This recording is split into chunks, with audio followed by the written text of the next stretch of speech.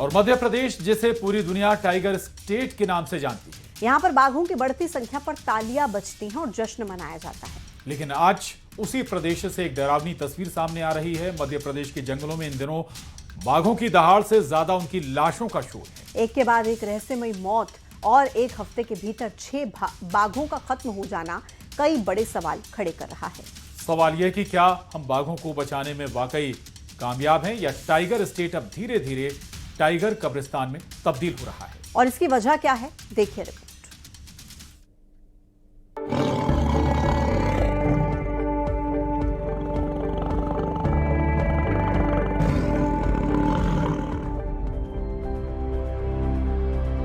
Tiger state में tiger नहीं महफूज।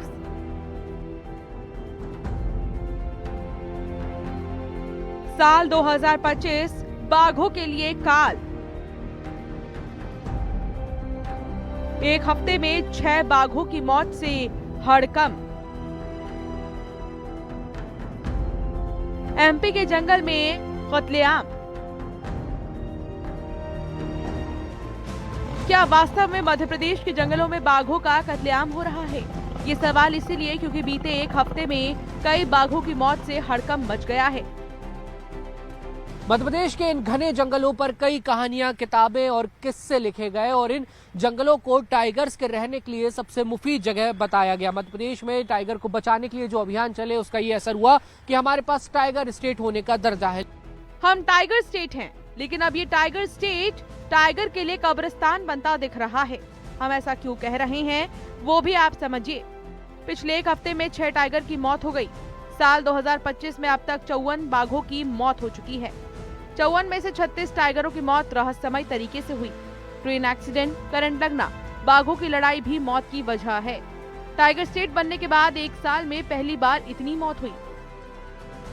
और पिछले एक हफ्ते की बात करें तो 6 टाइगर्स की मौतें हुई हैं और ये डेथ अननेचुरल भी है। इनमें से कई मामले जो सामने आए जिनमें टाइगर्स का शिकार होना, उन्हें करंट लगना, उनका एक्सीडेंट होना, इंसान और टाइगर्स के बीच बढ़ता हुआ इंटरेक्शन, ये तमाम सारी जो बातें हैं वो निकलकर सामने आई हैं। ये स्थिति अपने आप में बेहद चिंताजनक और भयावह है। सिमटते जंगल और बढ़ती आबादी ने जंगली जानवरों के लिए खतरा पैदा कर दिया है। यही वजह है कि साल दर साल बाघों की मौत हो रही है। साल 2021 में 34 टाइगर्स की मौत हुई। साल 2022 में 43 टाइगर की मौत हुई।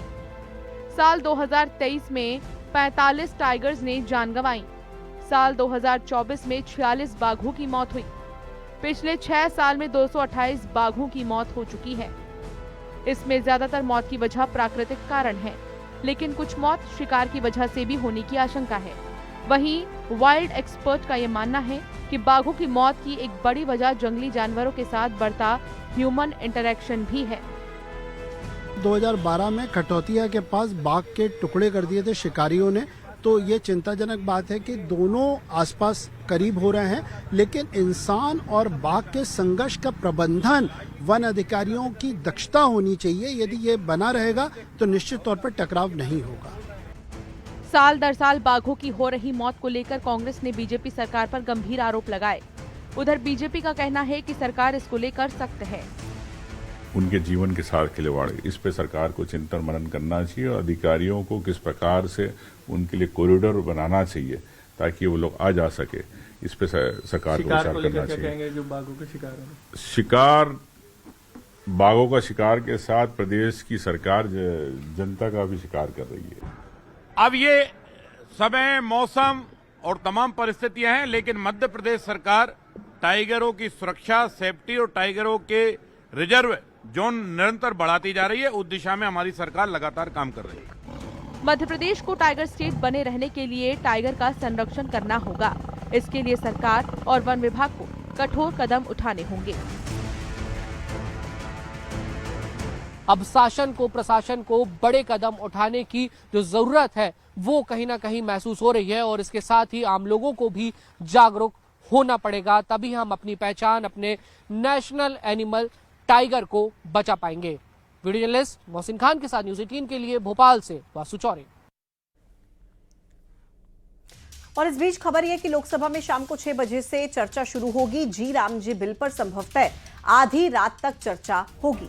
बता दें आपको जी राम जी बिल पर 6 घंटे की चर्चा संभव है और दरअसल नाम बदलने को लेकर विपक्ष लगातार सवाल उठा रहा है। मनरेगा का नाम बदला गया है और इसी को लेकर कांग्रेस हमलावर भी है। चर्चा भी चाहती थी कांग्रेस और अब बताया जा रहा है करीब 6 घंटे तक इस बिल पर चर्चा हो सकती है। आपको ये भी बता दें कि योजना में तब्दीलियां की गई हैं। 100 घंटे की जगह 125 घंटे की मजदूरी का माफ कीजिएगा 125 दिन की मजदूरी का प्रावधान किया गया है। रेशियो में भी तब्दीली की गई है। राज्यों और केंद्र का जो रेशियो है उसमें भी बदलाव किया गया है। इतना ही नहीं, ग्रामीण अर्थव्यवस्था को भी फोकस करते हुए इसमें कुछ बदलाव किए गए। लेकिन नाम बदल दिया गया योजना का, जिसको लेकर विपक्ष लगातार सवाल उठा रहा है। मनरेगा के नाम से जो योजना जानी जाती थी, पहले नरेगा फिर मनरेगा, और अब उसकी जगह पर एक नया प्रस्ताव, एक नया बिल सदन के भीतर पेश, जिसका नाम शॉर्ट में जी राम जी, विकसित भारत के संकल्प को ध्यान में रखते हुए और उसी दिशा में आगे बढ़ाते हुए इस बिल को पेश किया गया, जिसको लेकर कई और अन्य तरह के बदलाव भी किए गए हैं। नाम के अलावा भी, जैसा कि हमने आपको बताया, 100 दिन की जगह यहाँ पर 125 दिन की मजदूरी का प्रावधान किया गया। इसके अलावा जो बोझ है, वित्तीय बोझ, जो पहले पूरा केंद्र की तरफ से उठाया जाता था, उसमें भी अब उसको बांट दिया गया है और 60-40 और कुछ राज्यों में, कुछ केंद्र शासित प्रदेशों में उसे 90-10 के रेशियो में रखा गया है, जिसका जो बोझ है वो केंद्र और राज्य दोनों सरकारें वहन करेंगी। इसके अलावा एक पीरियड ब्रेक का जो एक महत्वपूर्ण प्रावधान है वो भी इस नए बिल में किया गया है कि जो बुआई कटाई का समय होता है, कृषि मौसम जिसको हम बोलते हैं, और उस मौसम में जो है ये मजदूरी नहीं करनी होगी। ये पीरियड ब्रेक इसको कहा गया है।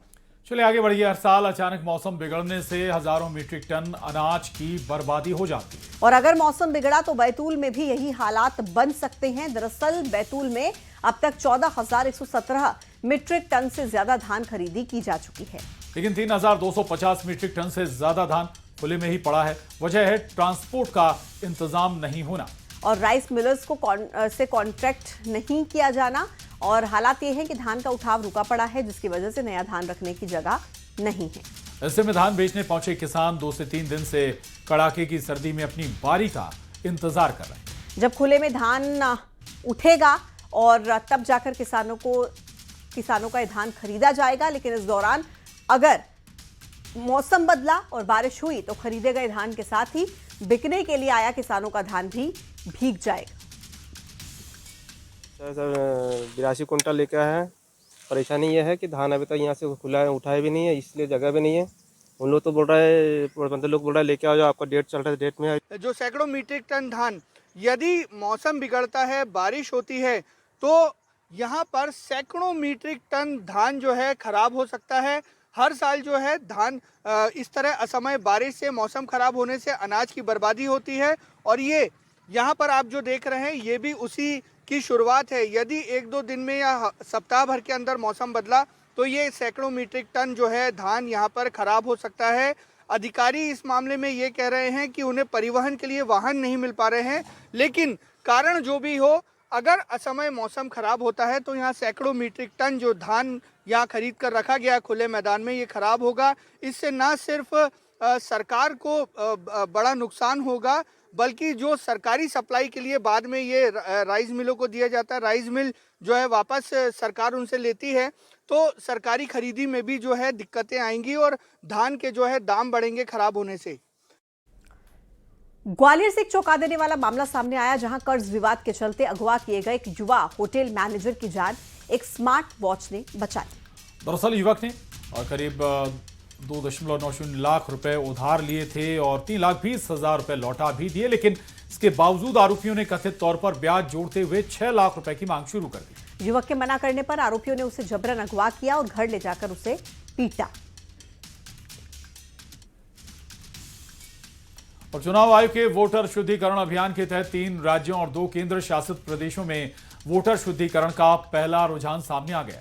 दरअसल चुनाव आयोग ने मंगलवार को 12 राज्यों में से पश्चिम बंगाल समेत 5 राज्यों की SIR ड्राफ्ट वोटर लिस्ट जारी कर दी है। इन 5 राज्यों में से जिस राज्य में सबसे ज्यादा वोटरों के नाम कटे हैं वो राज्य है पश्चिम बंगाल। बंगाल में 58 लाख से ज्यादा वोटर्स के नाम वोटर लिस्ट से हटाए गए हैं और हम आपको 5 राज्यों में SIR ड्राफ्ट सूची के आंकड़े भी बता रहे हैं।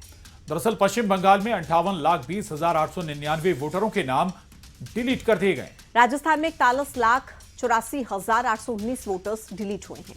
जबकि गोवा का जिक्र करें तो गोवा में 1,42,000 वोटरों के नाम वोटर लिस्ट से हटा दिए गए। पुडुचेरी में 1,03,467 वोटर्स के नाम कटे और लक्षद्वीप में सबसे कम मात्रा में 1,429 वोटर्स के नाम हटाए गए।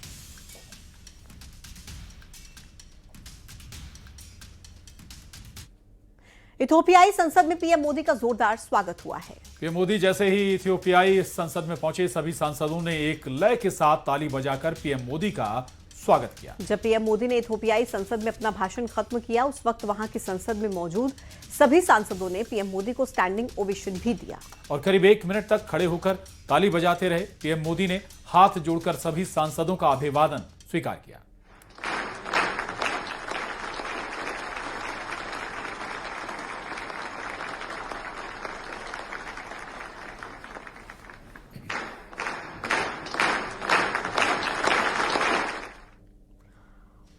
और इसी के साथ 5 के अंक में इतना ही। अब बने रहिए न्यूज़ 18 के साथ।